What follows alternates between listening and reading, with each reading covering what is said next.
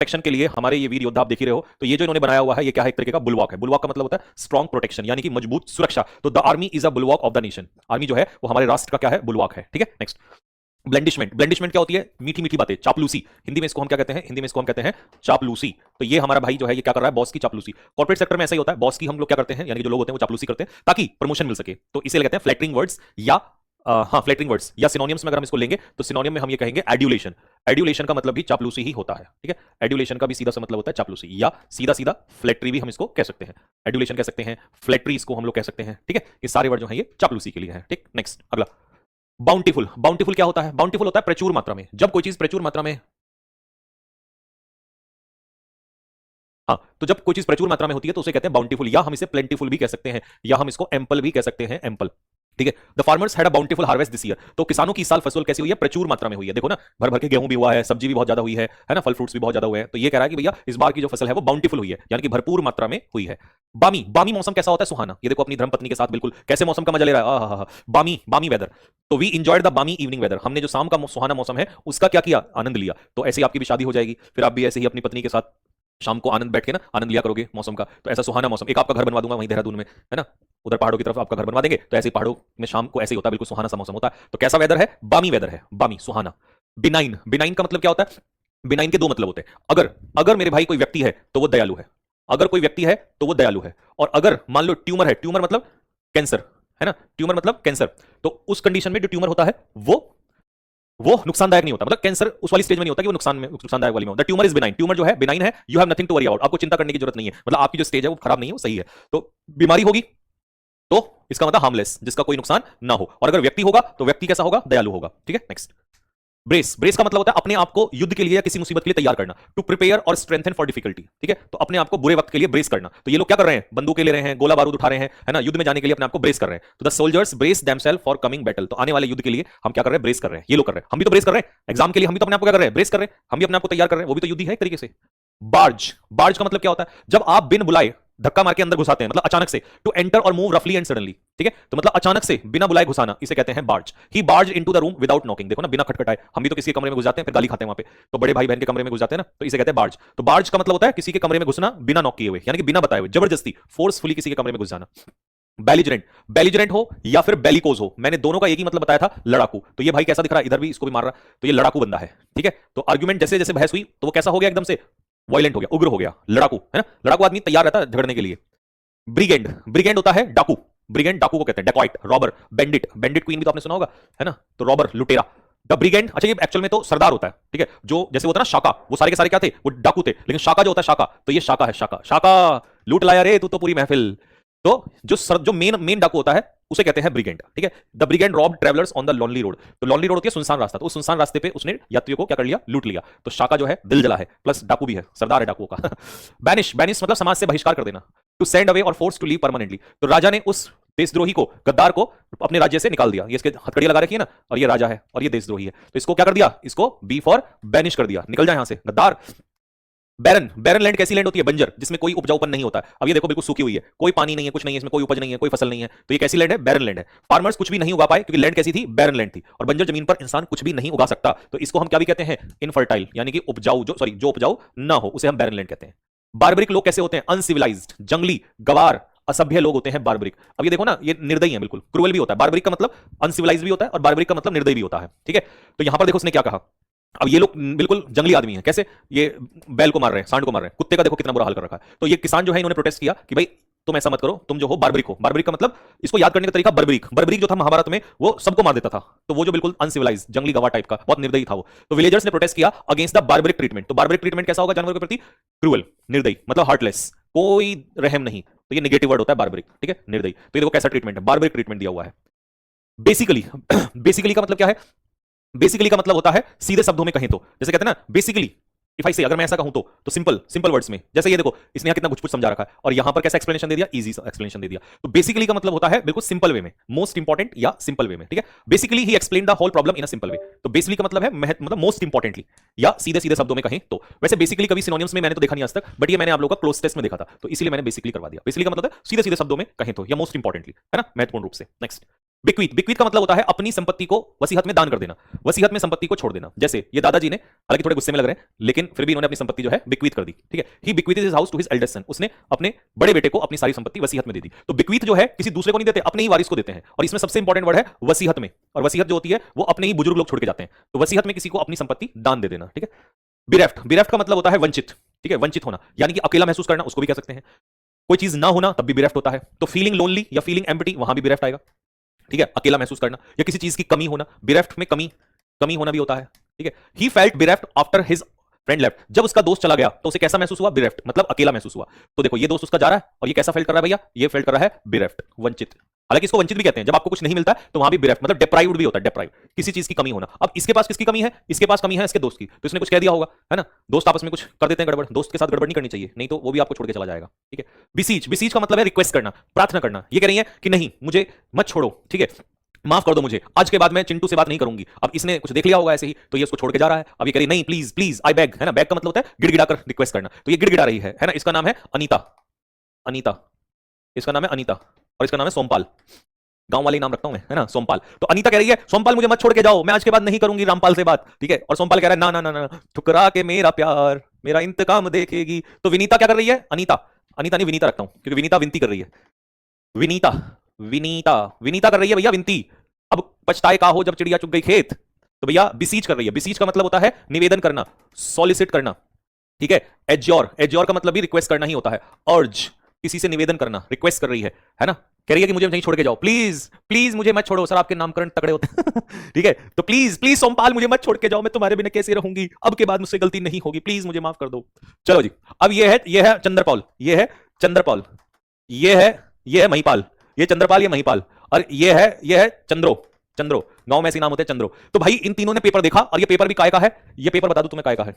ये पेपर है general studies का, जीएस का, ठीक है। अब जैसे जीएस का पेपर आया, भाई पेपर को देख के ये तीनों चंद्रो, चंद्रपाल और महिपाल तीनों बैफल हो गए, बीवाइल्डर हो गए, पजल हो गए, पजल, तीनों पजल हो गए, तीनों क्या हो गए? कंफ्यूज हो गए पूर्ण रूप से, कंप्लीटली। तो बैफल हो या बीवाइल्डर हो या पजल हो, इन तीनों का मतलब है कंफ्यूज हो जाना। The difficult question bewilder the students, उस कठिन सवाल ने उन तीनों को, स्टूडेंट्स यानी कि इन तीनों को, चंद्रो को, चंद्रपाल को और महिपाल को क्या कर दिया? बीवाइल्डर कर दिया, है ना। और ये देखो महिपाल ने तो सिरी पकड़ लिया, हे भगवान मैं क्या करूं, ये क्या हो गया, कहां से क्या हो गया। बेलो, बेलो का मतलब होता है साउंड। अब याद करने का तरीका, बेल। अब बेल कैसे चिल्लाता है ना, बेल कैसे चिल्लाता है? बेल ऐसे करके, गांव में देखा होगा आपने। अब ये भी बेल सही तो लग रहा है, इसका नाम रख देते हैं बेल। तो भैया बेल क्या कर रहा है? बेलो कर रहा है, ठीक है। द कोच, वैसे कोच है लेकिन बेल जैसा लग रहा है, इतनी मोटी गर्दन, इतने मोटे मुंह का। The coach bellowed at the players to run faster, तेजी से क्यों नहीं दौड़ते हो तुम। तो बेल हमारा क्या कर रहा है भाई? बेल बेलो कर रहा है, बेल चिल्ला रहा है, ठीक है। सर आप बहुत हैंडसम लग रहे हो यार। अब तुम ये बताओ, सर मानू, यार मानू, क्या मानू? तुम तो धीरे धीरे खुलते जा रहे हो भाई। आ जाओ इधर आ जाओ, यहां देखो बेल, भैया बेल, बेल, बेल बुद्धि, है ना, चीख रहा है। तो आज के बाद जिंदगी में नहीं बोलोगे सर ने हमें बताया था कि बेल, बेल मतलब चिल्लाता है ना। नेक्स्ट, ब्रूटल, ब्रूटल तो आपको पता ही है, निर्दयी, कठोर। देखो ये आप जानते ही हो कि जब जैसे ये हमला चल रहा है इजराइल वगैरह में, तो वहां लोगों को ऐसे ही मारा जा रहा है। ये देखो बिल्कुल तहस नहस कर दिया, मतलब ब्रूटल, है ना, बहुत ही निर्दयी तरीके से। तो ये जो अटैक है, ये कैसा अटैक है? ये है ब्रूटल अटैक, ब्रूटल अटैक मतलब निर्दयी, कोई दया नहीं है, बच्चों को, बूढ़ों को, महिलाओं को, सबको मारा जा रहा है। तो हमला जो था वो कैसा था? बेदर्दी, निर्दयी और चौंकाने वाला, एक्सट्रीमली क्रूअल या हार्श। जब मैं सी पढ़ाऊंगा तो सी में इसके लिए वर्ड बताऊंगा कैलस, कैलस का मतलब भी वही होता है, निर्दयी, कठोर वाला, ठीक है, निर्दयी वाला, कठोर वाला, ठीक है। सर आपकी क्लास बहुत इंटरेस्टिंग होती है, अनन्या वर्मा। अच्छा जी, शुक्रिया अनन्या जी। बेडलैम, बेडलैम क्या होता है? बेडलैम होता है पूरा अफरा तफरी, हंगामा, noise, disorder, pandemonium, pandemonium, chaos, unrest, सब कुछ तहस नहस। At sixes and sevens, at sixes and sevens, जब कोई चीज अस्त व्यस्त हो जाती है ना, तहस नहस, उसे कहते हैं बेडलैम। तो भैया क्लास में ये देखो, है ना, ये सोनू, ये गुल्लू, ये मिंटू, ये पिंकी, ये चिंकी, ये तो वेस्ट इंडीज का लग रहा है ना। तो ये सारे के सारे सबने क्या कर दिया? तहस नहस कर दिया, सब कुछ बेडलैम मचा दिया, बेडलैम। द क्लास टर्न इनटू बेडलैम, है ना, बेडलैम हो गई after the teacher left, teacher के जाने के बाद। तो जैसे ही टीचर बाहर गए वैसे ही इन्होंने भैया बेडलैम बना दिया, बिल्कुल सब कुछ अफरा तफरी कर दी इन्होंने। बिन, बिन तो आप जानते ही हो, ये तो सबके घरों में ही होता है, हालांकि गांव में नहीं होता, गांव में तो कूड़ी होती है उस पर डालते हैं, लेकिन शहरों में सबके होता है। ये बिन है, ये बिन। डस्टबिन याद है? डस्टबिन तो जिसमें डस्ट मतलब कचरा डाला जाए उसको हम कहते हैं डस्टबिन। तो बिन मतलब कंटेनर जिसमें कचरा रखा जाता है। लो याद हो गया, तो डस्टबिन से याद है, लो आज के बाद भूलोगे नहीं तुम। डस्टबिन तो डस्ट को रखने वाला, वेस्ट मटेरियल को रखने वाला बिन, कंटेनर, तो इसे हम कहते हैं बिन, ठीक है। ये तो नहीं भूलोगे आज के बाद। बेनिफिशियरी, देखो बेनिफिशियरी वो व्यक्ति होता है जिसको लाभ मिलता है। अब जैसे मान लो, सपोज करो ये कंपनी है इंश्योरेंस, और इनको 1 करोड़ रुपए का चेक मिला है 10 साल के बाद, ठीक है। तो कौन हुआ बेनिफिशियरी? ये मोहतरमा, ठीक है। इनका नाम है इनका नाम नाम नाम नाम इनका नाम क्या रखें? हाँ, इनका नाम रखते हैं सब्बो, सब्बो, लो भाई, इनका नाम है सब्बो। तो सब्बो को एलआईसी की तरफ से LIC की तरफ से सबको क्या मिला है, चेक मिला है, तो इन्होंने रिसीव किया है। तो when a person gets a benefit, तो that person is called beneficiary. Even sometimes you say that the government gives a kind of benefit to people, तो the people are called what, they are beneficiary of the schemes of government, ठीक है। तो this is सबो, and सबो क्या है यहाँ पर, बेनिफिशियरी है। She is the beneficiary of insurance policy, देखो सही लगा रखा मैंने, इंश्योरेंस पॉलिसी है ना, सबो ने बीमा करवाया होगा, है ना, तो इसीलिए बेनिफिशियरी है। बेनिशन, बेनिशन मतलब बेनिशन होता है आशीर्वाद, blessings, benediction, B for benediction, B for blessing और बी फॉर बेनिशन। एक साथ कितने वर्ड हो गए, एक साथ 3 वर्ड हो गए, बेनिशन, ब्लेसिंग्स एंड बेनेडिक्शन, ठीक है। अब ये है हमारे पुजारी। गांव में आपने देखा होगा, गांव में पुजारी कैसे होते हैं भाई, पुजारियों के नाम क्या होते हैं गांव में, पुजारियों के नाम बताओ, तुम्हारे गांव के पुजारी का नाम क्या है, चंद्रभान, चंद्रभान, चंद्रभान पुजारी, ठीक है जी। अब शादी में ये है, इसका नाम क्या है, इसका नाम है बंटू, बंटू, और इनका नाम क्या है, इनका नाम है मोहिनी, मोहिनी। तो बंटू और मोहिनी की शादी हुई, तो बंटू और मोहिनी को क्या दिया चंद्रभान ने, ले भाई जा आशीर्वाद दे दिया, optative sentence. The priest give his benison to the couple, तो कपल तो ये है ही खैर दोनों, ठीक है जी, तो इन दोनों को क्या दिया, आशीर्वाद दिया, बेंशन दिया। तो बेंशन, बेनिशन नहीं, और इसमें स्पेलिंग गलत है भाई, बेंशन नहीं होता, बेनिशन होता है वो, BENISON, ठीक है। तो ये वाली स्पेलिंग यहां से हटा देंगे, ठीक है भाई। चलो नेक्स्ट, चंद्रभान। सर मैं 11th क्लास में हूं, और मैं और मेरा भाई देखते हैं, अच्छा तो तुम 11th में, तुम्हारा भाई कौन सी क्लास में है फिर, तुम्हारा भाई तो और छोटी क्लास में होगा फिर, है भाई। चलो बहुत अच्छा लगा, 11th 10th ना, एक तो 9th के भी बच्चे 2-3 तो मैंने देखा था, 11th के भी हैं। कोई ऐसा मत मिल जाना किसी दिन 5वीं 6ठी क्लास के फिर तो। बाइफरकेट, बेटा बाइफरकेट का मतलब क्या होता है, बाइफरकेट का मतलब है किसी चीज को 2 हिस्सों में बांटना, ठीक है। जैसे आपने देखा होगा आंध्र प्रदेश के 2 हिस्से हुए थे, एक तरफ तेलंगाना और एक तरफ आंध्र प्रदेश, तो बाइफरकेट का मतलब 2 हिस्सों में डिवाइड करना, जैसे 2 हिस्सों में बाइफरकेट हो रहा है ना, ये जा रहा है इधर इधर। नेक्स्ट लो भाई, बोनाफाइड, बोनाफाइड होता है रियल, ठीक है। तो वो क्लब का कैसा मेंबर है, बोनाफाइड मतलब जेन्युइन मेंबर है, रियल मेंबर है, और वो बोनाफाइड ले भी रहा है ना, सबूत ले भी रहा है, तो बोनाफाइड होता है रियल या जेन्युइन। खत्म, खैफ और खत्म, 1 वर्ड में आ जाओ, वार्डरोब, वार्डरोब है। सर आप अपने बच्चों का नाम मैम को रखने देना, नहीं तो आप सत्यानाश कर दोगे। वार्डरोब, वार्डरोब क्या होती है, कपड़ों को रखने वाली अलमारी, ये तो सबके घरों में ही होती है, हालांकि हमारे गांव में तो टांड होता था, टांड ऐसे, जैसे ये कमरा है ना, तो हमारी मम्मी तो भाई ऐसे करती थी, ये ऐसे टांड होता था और इस टांड पे सारे कपड़े यहीं रख देते थे, ठीक है। ये सब कुछ सारा सामान इसी पे रखता था, टांड हो गया, अचार हो गया, है ना, घी हो गया, सब टांड पे रखा जाता था, तो कपड़े वपड़े। लेकिन अब तो भाई शहरों में तो लोग ऐसे रखते हैं वार्डरोब में, है ना, कपड़े इसमें रखते हैं, ठीक। तो उसने अपनी वार्डरोब को नीटली अरेंज किया, साफ सुथरे तरीके से, तो ये होता है कपड़े रखने के लिए, है ना, सामान रखने के लिए जगह होती है, उसे वार्डरोब कहते हैं। ग्रेनरी क्या होता है, जहां पर अनाज इकट्ठा किया जाता है, मतलब अनाज भरा जाता है, जैसे ये देखो ये मिट्टी का है ना, इसमें अनाज भरते हैं, हमारे यहाँ टंकी होती है, टंकी, है ना, गांवों में टंकी होती है, उसमें स्टोर करते हैं, ऐसे अनाज डाल लिया होता है, तो अनाज का भंडार, अनाज का भंडार, ठीक है, जिसमें गेहूं, जिसमें क्या रखा जा सके, गेहूं रखा जा सके, ठीक है, हमारे यहाँ पे भी ऐसे रखते हैं। हाँ नेक्स्ट, आर्सेनल, आर्सेनल होता है एक ऐसी जगह जहां पर हथियार इकट्ठा किए जाते हैं, मतलब हथियार स्टोर किए जाते हैं। ये देखो ये भाई साहब, ये बंदूक, ये बंदूक, ये बम, गोले, सब कुछ है ना, ये आर्सेनल कहलाएगा, आर्सेनल में हथियार रखे जाते हैं, ठीक है। फिलेंडर, फिलेंडर होता है एक ऐसा व्यक्ति जिसके बहुत सारे कैजुअल पार्टनर्स होते हैं, मतलब जिसके अलग अलग अफेयर्स होते हैं, ठीक है। अब ये देखो इसका नाम क्या है, इसका नाम है विक्रम, ठीक है, विक्रम। अब विक्रम की गर्लफ्रेंड भी है, ठीक है, ममता, ममता। लेकिन विक्रम देखो हाथ पकड़ रखा है इधर भी, तो ये ममता और ये सविता, ममता और सविता ये दोनों दोस्त हैं, तो इसने ममता से भी वो कर रखा फिर, और सविता से भी कर रखा, ठीक है। तो भाई ये तो फिलेंडर है ना, विक्रम क्या है, फिलेंडर है। तो a man who has many casual love affairs with women, मतलब ये पुरुषों के लिए आता है, एक ऐसा पुरुष जिसके महिलाओं के, मतलब बहुत सारी महिलाओं के साथ अफेयर्स होते हैं, एक के नहीं बहुत सारी महिलाओं के साथ, तो इसे हम क्या कहेंगे, फिलेंडर। ये सीरियस प्रेमी नहीं होता, ये तो भाई वो होता है, फिलेंडर होता है, ठीक है। चलो कौन है ये विक्रम, आओ। ग्रेमिनीवोर्स, ग्रेमिनीवोर्स होते हैं जो सिर्फ घास खाते हैं, क्या खाते हैं, घास, ठीक है। फीडिंग मेनली ऑन ग्रेन्स, ठीक है, ग्रेन्स या सीड, अनाज या बीज, घास मतलब वही है, ठीक है। ग्रेमिनीवोर्स का मतलब है ये तो अनाज खाते हैं, या सीड्स मतलब वही घास वगैरह खाते हैं। तो कबूतर जो है वो क्या खाता है, दाना खाता है, पक्षी, तो ये ग्रेमिनीवोर्स में ही आ जाता है, ठीक है। देखो यहां पे लिखा है, ये what are the other words of graminivores, ये grass eating, grass feeding, plant eating, है ना, तो इसमें आता है। प्रैग्मेटिस्ट होता है प्रैक्टिकल, जो प्रैक्टिकल पे, थ्योरी पे नहीं, प्रैक्टिकल पे बिलीव करता है, ठीक है। तो देखो ये बंदा जो है प्रैक्टिकल आदमी है, ठीक है, ये प्रैक्टिकल सॉल्यूशन ढूंढता है किसी भी चीज के, तो he is the pragmatist who focus on practical solution. तो प्रैग्मेटिस्ट का काम है वो प्रैक्टिकल सॉल्यूशन ढूंढता है, थ्योरी पे नहीं जाता, ठीक है। नेपोटिज्म क्या होता है, भाई भतीजावाद, जब अपनों को ही आप फेवर देते हो, जैसे लालू प्रसाद यादव, लालू प्रसाद यादव ने किसको बनाया था मुख्यमंत्री, राबड़ी देवी को, ठीक है। फिर उसके बाद ये इनकी जो सिस्टर है, वो सॉरी बेटी है, वो आ गई, फिर ये इनका बेटा आ गया, फिर उनका ये बेटा, फिर ये पता नहीं चलता हुआ आ रहा है ना, ऐसे ही उनका भी है, क्या कहते हैं, मुलायम सिंह यादव का। तो ये भाई भतीजावाद होता है, नेपोटिज्म। कांग्रेस में भी ऐसा ही है, वहां राहुल गांधी, प्रियंका गांधी, है ना, तो जब आप अपनों का फेवर करते हैं तो उसे कहते हैं नेपोटिज्म, यानी कि भाई भतीजावाद। जैसे अमित शाह का बेटा जय शाह, ये भी तो भाई भतीजावाद ही है, नेपोटिज्म ही है ये भी तो। मर्सिनरी मतलब पैसे के लिए कुछ भी करने वाला, कुछ भी कर देगा, ठीक है। अभी बीजेपी में था तो कांग्रेस में चला जाएगा, कांग्रेस से समाजवादी में चला जाएगा, समाजवादी से आम आदमी पार्टी में, कहीं भी जा सकता है। मतलब a person motivated by money, जो पैसे के लिए काम करता है, बस पैसा होना चाहिए, बाकी तो दुनिया गई भाड़ में। स्टूपर, स्टूपर का मतलब होता है बिल्कुल निद्रा में रहना, निद्रा में। He sat in a stupor after hearing the news, state of mental numbness और अनकॉन्शियस, मतलब जब आप बिल्कुल सुन्न हो जाते हो, एकदम निद्रा वाली जिसमें स्टेट में आ जाते हो, तो दैट इज कॉल्ड स्टूपर, ठीक है। तो ये बिल्कुल इसने खबर सुनी है ना, ट्रेजेडी की, हादसे की, और ये स्टूपर में चला गया। तो इसके दोनों मीनिंग ले सकते हो आप, अनकॉन्शियसनेस, है ना, लगभग लगभग मतलब नंब हो जाना, नंब का मतलब बिल्कुल सुन्न हो जाना, ठीक है। और जब आप एक तरीके से बहुत ज्यादा नींद में होते हो तो वहां भी स्टूपर ही आता है, ठीक है। नेक्स्ट, गैरिट्रिक्स होता है बुजुर्गों का स्पेशलिस्ट। तो ये देखो दोनों बुजुर्ग हैं, दोनों बुजुर्ग हैं, और ये क्या है, गैरिट्रिक्स। गैरिट्रिक्स जो होता है वो बुजुर्गों का इलाज करने वाला डॉक्टर होता है।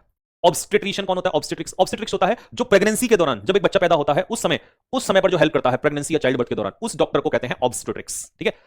बात समझ में आ गया?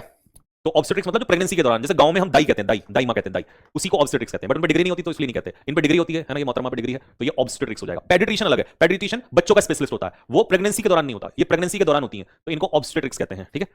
पॉलीग्राफ ये टेस्ट होता है जिसमें हम सच और झूठ को अलग अलग कर देते हैं। आपका झूठ पकड़ा जाता है तो इसमें यूं ऐसे यहां पर ये लगाया जाता है और फिर उसके बाद आपका झूठ पकड़ा जाता है, ठीक है। तो the suspect went under a polygraph test. तो पॉलीग्राफ टेस्ट में, मतलब पॉलीग्राफ टेस्ट वो टेस्ट होता है जिसमें हम एक मशीन के माध्यम से क्या करते हैं, झूठ पकड़ते हैं। तो a machine used to detect lies, एक ऐसी मशीन होती है जिसमें हम किसी का क्या पकड़ते हैं, झूठ पकड़ते हैं। दिस इज कॉल्ड पॉलीग्राफ, इसलिए पॉलीग्राफ टेस्ट होता है। रीइंफोर्समेंट ये आर्मी में होता है। जैसे मान लो जब कारगिल का युद्ध हुआ तो ऊपर पाकिस्तानी थे, हम थोड़ा नीचे की तरफ थे, तो ऊपर से गोली बजा रहे थे, तो हम थोड़ा कमजोर पड़ गए, तो फिर यहां से हमारी कई सेना की टुकड़ी गई, और जब कई सेना की टुकड़ी गई तो उन्होंने इस जो यहां सैनिक लड़ रहे थे उनको रीइंफोर्स किया। तो रीइंफोर्समेंट का मतलब होता है मजबूती देना, एडिशनल सपोर्ट देना, ठीक है। जैसे ये हमारे भाई जो है ये लड़ रहे हैं और पीछे से देखो ये हमारी सेना आ गई है, एयरफोर्स भी आ गई है, तो ये रीइंफोर्समेंट दिया जा रहा है, ठीक है।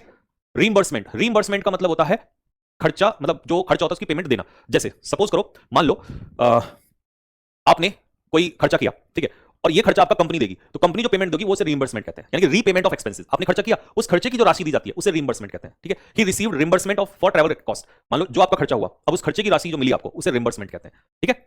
आगे समझ में? तो इसे पेमेंट नहीं, रीपेमेंट, ठीक है, रीपेमेंट कहेंगे। कंपनियां, बैंक वगैरह ये सब करते हैं रीइंबर्समेंट, ठीक है। हेमलेट, हेमलेट होता है एक छोटा सा गांव, मतलब जहां पे 5-10 घर होते हैं, पहाड़ों में होता है जनरली ऐसा। हमारे यहाँ तो गांव कहां, जिला घोषित हो जाते हैं, इतने बड़े बड़े गांव होते हैं। तो ये देखो 1 2 3 4 5 6 7 8, बस इतने पहाड़ पहाड़ भी हैं, पहाड़ों में ही होता है ये जनरली, है ना। वैसे पुराने टाइम पे कुछ छोटे छोटे गांव भी होते थे, तब तो बड़े हो गए, ठीक है। तो हेमलेट मतलब होता है अ वेरी स्मॉल विलेज या a group of houses, a group of houses in a village, ये भी कह सकते हो। परसिवरेंस होता है निरंतर लगातार एफर्ट्स डालते रहना। जैसे ये भाई लगातार एफर्ट्स डाल रहा है कि भाई मैं चढ़ के मतलब एक दिन पहाड़ पे चढ़ूंगा ही। जैसे आप लोग भी तो यही काम कर रहे हो भाई, आप लोग क्या काम कर रहे हो, आप लोगों का क्या काम है, आप लोग का भी यही काम है। आप भी तो परसिवरेंस कर रहे हो ना भाई, आप भी तो एफर्ट डाल रहे हो ना नौकरी लेने के लिए। तो परसिवरेंस का मतलब ये होता है कंटिन्यूड एफर्ट्स, है ना, मुसीबत के बावजूद भी लगातार निरंतर लगे रहना। सिंटिलेटिंग का मतलब होता है बहुत ही शानदार परफॉर्मेंस। ये बिल्कुल रिसेंट एग्जांपल लगा दिया हमने, है ना। ये हमारी अंडर 19 की टीम है, और अंडर 19 की जो टीम अभी जीती है, वर्ल्ड कप जीती है, अंडर 19 वर्ल्ड कप जीती है, तो कैसा परफॉर्मेंस था, सिंटिलेटिंग परफॉर्मेंस। तो सिंटिलेटिंग परफॉर्मेंस का मतलब होता है बहुत ही शानदार, बहुत ही जानदार परफॉर्मेंस, ठीक है। तो सिंटिलेटिंग परफॉर्मेंस इज कॉल्ड शानदार या जानदार परफॉर्मेंस, ठीक है। हालांकि थोड़ा पुराना लग रहा है मुझे, इसमें सुमन गिल वगैरह लग रहा है। कोई नहीं, वैसे हमारी टीम तो ये भी तो जीती थी अभी अभी, तो उनका भी परफॉर्मेंस कैसा था जिसमें वो लड़का है बिहार का। सिंटिलेटिंग परफॉर्मेंस मतलब शानदार परफॉर्मेंस आप कहोगे इसको। इंट्रग्नम, इंट्रग्नम का मतलब होता है दो सरकारों के बीच का समय, ठीक है। मतलब जैसे एक सरकार है, एक रूल है राजा का, फिर नया राजा आएगा, उससे बीच का जो टाइम पीरियड होता है उसे कहते हैं इंट्रग्नम। कुर्सी खाली होने का रीजन पता क्या है?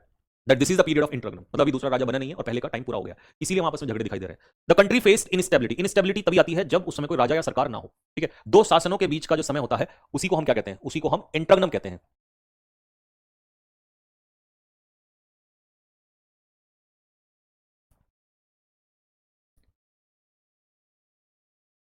सर आपकी डेली रूटीन क्या है?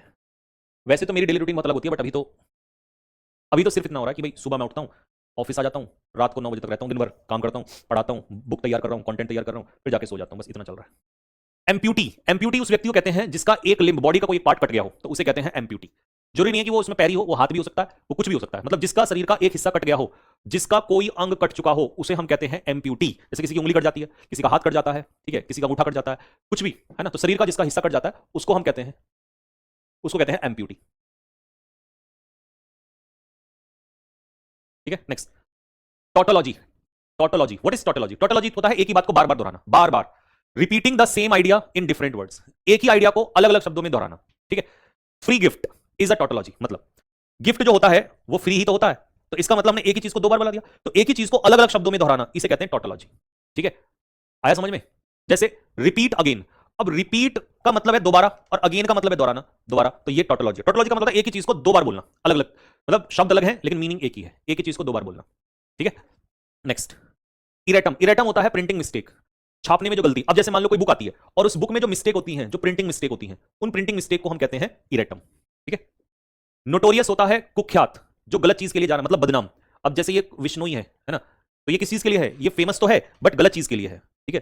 विश्नोई जो है वो फेमस तो है बट वो गलत चीज के लिए है, पॉजिटिव चीजों के लिए नहीं है। जैसे रतन टाटा जो है, आजकल जिम नहीं जाता हूं भाई मैं, ठीक है जी। तो भाई ये गलत चीजों के लिए जाना जाता है। वेंडेटा होता है बदला लेना, रिवेंज लेना, ठीक है। तो ये भाई आपस में क्या ले रहा है? बदला ले रहे हैं एक दूसरे से। Vendetta is called revenge. जैसे हम पाकिस्तान से क्या लेंगे? बहुत जल्दी बदला लेंगे, रिवेंज लेंगे, तो वेंडेटा होता है बदला, ठीक है। हॉर्टिकल्चर, हॉर्टिकल्चर में हम क्या उगाते हैं? हॉर्टिकल्चर में हम क्या उगाते हैं? फ्रूट्स, वेजिटेबल्स, है ना, फ्लावर्स, इनको सबको उगाने को कहते हैं हॉर्टिकल्चर या बागवानी। दिस इज कॉल्ड बागवानी। ठीक है, हॉर्टिकल्चर होता है बागवानी। ठीक, नेक्स्ट कैटलॉग। अच्छा, पिक्चर से ना इतना मजा आता है कि सोचने की जरूरत ही नहीं है, तुरंत समझ में आ जाता है कि कहना क्या चाह रहा है। ठीक है, नहीं तो सोचते रहो 2 घंटे तक। कैटलॉग, कैटलॉग होता है list of items with detail. ठीक है, जैसे मान लो ये आइटम्स की लिस्ट है, ये लिस्ट है, इसमें सारे आइटम्स हैं, इनकी पूरी सूची दी गई है, तो इसे कहते हैं कैटलॉग। ठीक है, प्रोडक्ट कैटलॉग, कैटलॉग का मतलब इसमें जो कुछ भी है उसकी पूरी लिस्ट दी गई है, तो लिस्ट ऑफ आइटम्स और पूरा डिटेल्स होता है उसके अंदर। ठीक है, इसमें क्या क्या दिया गया है, खत्म। लो तो आ जाओ जरा फटाफट बताओ भाई, बी का आ जाओ। बुल